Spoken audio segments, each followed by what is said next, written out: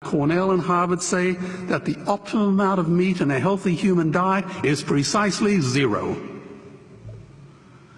Water, as you know, is the new oil. Nations will soon be going to war for it. Underground aquifers that took millions of years to fill are now running dry. It takes 50,000 liters of precious drinking water to make 1 kilo of beef. Today, 1 billion people are hungry. 20 million people will die from malnutrition. Cutting meat by only 10% will feed 100 million people, and eliminating meat will end starvation forever. If everyone ate a Western diet, we would need 2 planet Earths to feed us. We've only got one, and she is dying. Greenhouse gas emissions from livestock is 50% greater than transport, as Peter said. Cars, trains, buses, ships, lorries, the whole lot. And as I travel around the world, I see poor countries who sell their grain to the West while their own children starve in their arms. And the West feeds it to livestock so we can eat a steak? Am I the only one who sees this as a crime? Believe me, every morsel of meat we eat is slapping the tear-stained face of a hungry child. When I look into her eyes, do I remain silent? The earth can produce enough food for everyone's need, but not enough for everyone's greed. We are facing the perfect storm. If any nation had developed weapons that could wreak such havoc on the planet, we would launch a preemptive military strike and bomb it back into the Bronze Age. But it's not a rogue state, it's an industry. The good news is we don't have to bomb it. We can just stop buying it. Sir George Bush was wrong. The axis of evil does not run through Iraq, Iran, or North Korea. It runs through our dining tables. Weapons of mass destruction are our knives and forks. Our proposition is the Swiss Army knife of the future.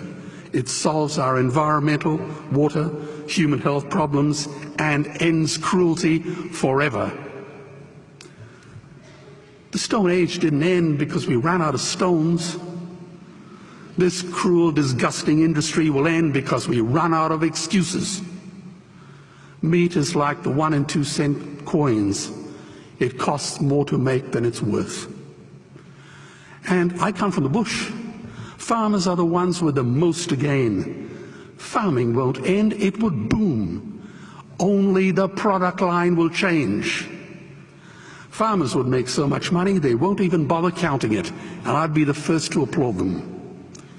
Governments would love us. New industries would emerge and flourish. Health insurance premiums would plummet. Hospital waiting lists would disappear. Hell, we'd be so healthy, we'd have to shoot someone just to start a cemetery. So tonight I have 2 challenges for the opposition. 2 challenges.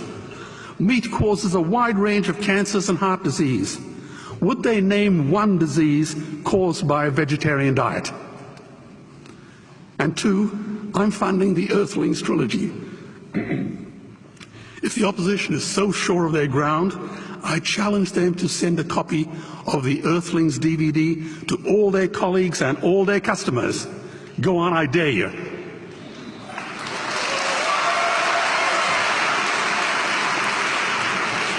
Animals are not just other species, they are other nations, and we murder them at our peril. The peace map is drawn on a menu. Peace is not just the absence of war, it is the presence of justice. Justice must be blind to race, color, religion, or species. If she's not blind, she will be a weapon of terror.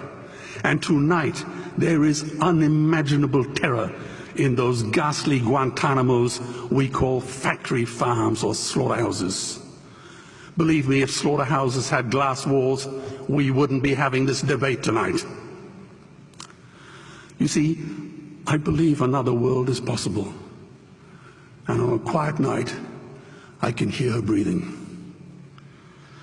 Let's get animals off the menu and out of these torture chambers.